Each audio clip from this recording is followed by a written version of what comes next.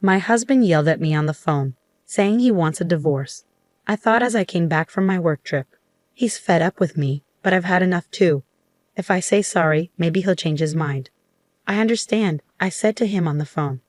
But instead of going to my husband's parents' house where he was, I went somewhere else. My name is Sophie, and I'm 28 years old. I got married to David, who is 2 years older than me, 3 years ago. To be frank, David is the son of the future CEO of the company where I work. Originally, I worked somewhere else. But after marrying David, I changed jobs. Now, I'm working hard in the same company as him, aiming to become the CEO's wife someday. David wasn't sure about me working there, but when the current CEO, who is his dad, ordered it, there wasn't much to discuss. My job keeps me really busy, and I often have to go on long business trips. We've been wanting to have a baby, but with our hectic schedules, it's been hard to relax enough for that. Lately, things between David and me haven't been great. We're both really busy, and we end up arguing about small stuff a lot. Just the other day, David got mad at me as I was getting ready to leave for work. "Hey Sophie, why didn't you wake me up when I asked you to?" "I did wake you up a few times, David, but you yelled at me to leave you alone and said you'd wake up by yourself, so I went ahead and made breakfast." "What? I never said anything like that. Don't lie to me." "I'm not lying. I tried to wake you up at least 20 times, and your alarm was blaring the whole time. You can't imagine what's going to happen if I'm late today. I'll get chewed out by my dad again. Why do I have to be the one who gets yelled at when it's his fault for not waking up?" At first, I put up with my husband's unfair scolding, but eventually, I started standing up for myself. This led to a big fight recently where he said, "I want a divorce." Thankfully, our in-laws stepped in and stopped things from getting worse. Still, I was getting really tired of him bringing up divorce every time we argued. One day, while I was getting ready for a business trip, my husband came up to me looking upset. "Hey Sophie, you're leaving for another trip, huh?" My husband always calls my business trips like they're not important. It's not just a trip, it's a business trip. "Why do I have to keep explaining this to you?" I replied, feeling frustrated. "Must be nice always going on trips and neglecting the housework. You're probably just going sightseeing after pushing all the house chores on me, right?" "Listen, that's enough. This is for your company, you know. Why can't you just accept that it's a business trip?" I can't imagine how it's like to be a rookie like you going on a business trip. Being so useful is pretty much just like a trip. What the hell is wrong with you? Can't you tell the difference between a trip and a business trip? Well, it's the truth, isn't it? You say I'm dumping the house chores on you, but you've never done anything around the house when I'm away on a business trip. When I'm not around, my husband only ever orders takeout, leaves the laundry piled up, and doesn't even take out the garbage.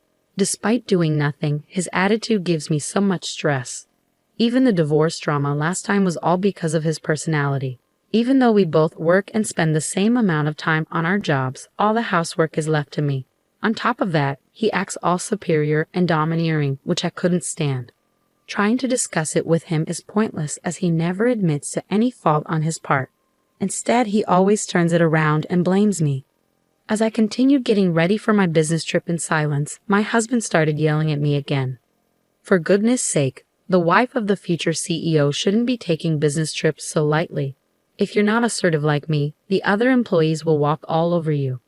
That's exactly why I'm working hard. I need to learn the job and meet with different clients. And yes, being the CEO's son helps.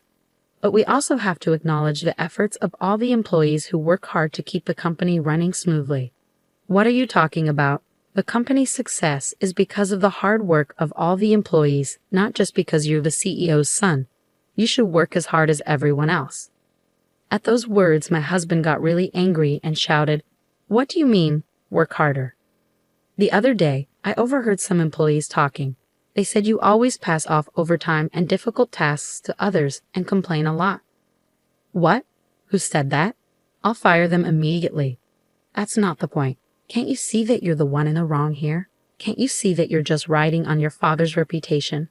My husband's eyes widened with anger, and he grabbed my bangs roughly. Don't get too ahead of yourself. Who do you think got you this job in the first place? Ouch, let go. You're only able to work at this prestigious company because you're married to me, got it? Refuse the business trip. I won't allow you to neglect our home for some work trip. I've explained it many times. It's for my job. I can't just refuse. Shut up. Stop arguing back. You married me, so you should just listen quietly to what I say. Suddenly, his grip on my hair loosened, and I stumbled back onto the floor. If this argument keeps going, it might end up in another threat of divorce. I managed to push my husband out of the room and focus on getting ready for my business trip. When I come back, I'll have to deal with a week's worth of chores piled up by my husband. I bet the laundry will still be there, and the trash will be overflowing. Just thinking about it made me feel exhausted even before the trip. The next day, as planned, I headed off on my business trip. I focused on my work and didn't let personal issues get in the way. When I got back home after a week, I couldn't believe what I saw. I'm back. The house was sparkling clean, just like the day I left for my business trip. It was a pleasant surprise. Thank goodness. Maybe David finally understood how I felt. Perhaps he had a change of heart and decided to help with the housework. Just as I started feeling relieved that my husband was being more supportive, I saw divorce papers on the table. What? What's this? There was a note next to them saying, "I'm going back to my parents' place. We're getting a divorce." Panicked, I quickly called my husband, and he picked up right away. Huh? Did you even read the divorce papers? His casual tone angered me, and I snapped back. Wait, are you seriously talking about divorcing me? Of course. You'd be in trouble if I did, wouldn't you? Don't talk about divorce so casually. Then my husband, sounding smug, said, "If you're going to take it that seriously," and started laying out conditions. "If you start taking care of the house and listen to me, I might think about canceling the divorce. But of course, no more trips." What? Like you, it wasn't just a trip. Huh? Are you talking back? If you are, then I'm divorcing you. You're such a nag. A nag? He calls me a nag when he can't even do a single thing around the house himself. If he's up for it, so am I. Fine. If you don't want to get divorced, then come and apologize. Do you understand? Holding back my urge to argue, I replied calmly, "Okay, I understand. You should have listened to me from the beginning. Now come quickly." With that, he hung up. Instead of going to my in-laws' house where he was, I headed to City Hall. I submitted the divorce papers and they were accepted without any trouble. I was officially single again. 3 hours later, while I was packing up at home, my ex-husband came back with his mother, probably fed up with waiting for me. As soon as they saw me, they started hurling insults. "Hey, how long are you going to keep me waiting? That's right, you're a failure as a wife, yet you're out having fun. You should be taking care of David." Taking care of? How old is David? He's older than me, isn't he? I fired back, feeling frustrated. As I retorted, their brows furrowed in anger. Shut up, stop being stubborn, and apologize quickly. We're really going through with the divorce. If anyone will be in trouble if we get divorced, it's you, Sophie. You could have been the wife of the next company president, and you're okay with acting this way? And you. If you divorce me, you won't be able to live in this luxurious lifestyle. Are you okay with that? Well, I never thought you were a good match for David in the first place, so I really don't care. At a loss for words, my ex-husband grinned devilishly. Fine, this is your last chance. If you don't apologize now, we're getting a divorce. I'll even kick you out of the company. Decide quickly. At that moment, anger surged through me like a fireball. I had to make him understand the reality of the situation. We're already divorced, you know. What? Just as you wished. I've already submitted the divorce papers and they've been accepted, so I'm no longer your wife. What? Her ex-husband and mother-in-law stood there in shock. After a moment of silence, he finally spoke up. What are you talking about? This must be a joke, right? You wouldn't? Why would I lie? If you don't believe me, you can check the records yourself. No way. Suddenly, the mother-in-law, who had been listening, started to shout. Wait, Sophie, what have you done?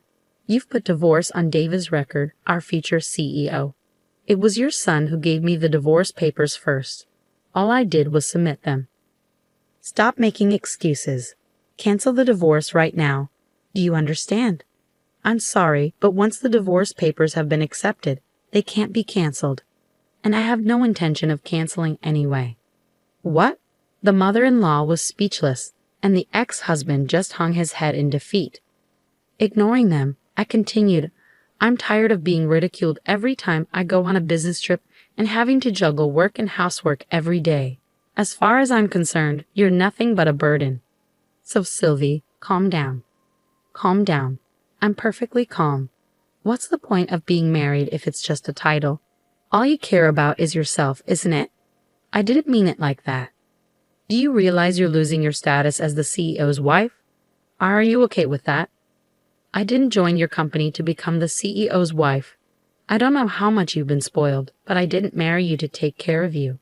Are you really willing to give up this lifestyle? If you just wait a little longer, you could become the CEO's wife. I absolutely refuse to keep being your caretaker. I'm not your mother. Just go and live your life on your own. With an intensity like never before, my husband was completely teary-eyed. His mother-in-law took her turn, stuttering out her final provocation. What if you divorce David? You'll also lose your job. And what if I do? What?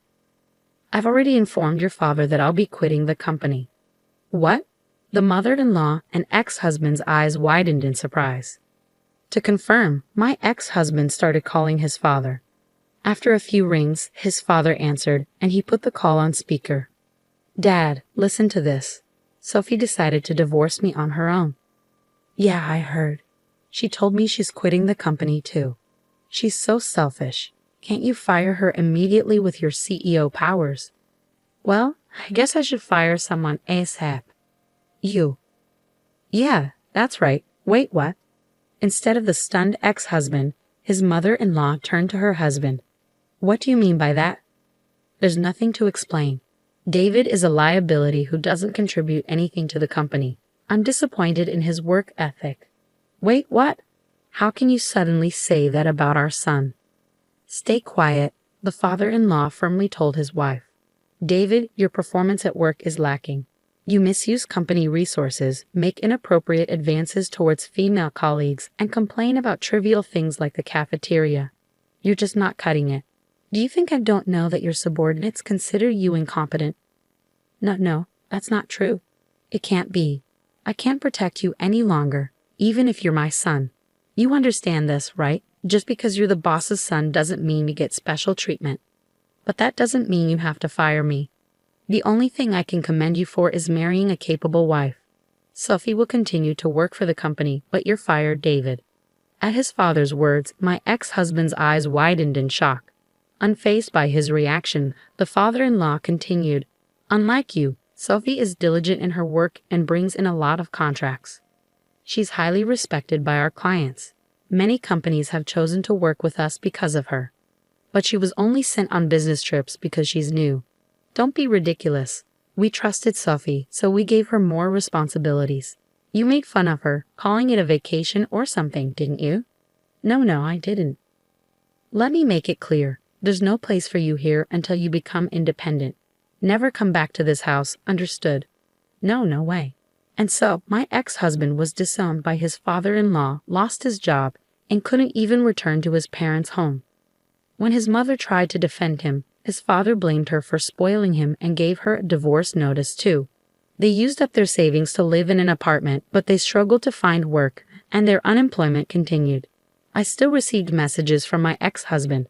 Sophie, I was wrong. I won't make fun of you anymore. I promised to take care of myself, so please come back. I can't take it anymore.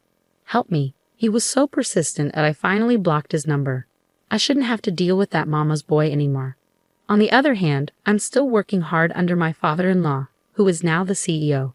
I have my own team, and I'm enjoying fulfilling days. I'm grateful that my father-in-law is a supportive manager. From now on, I want to pursue my goals without being held back by meaningless family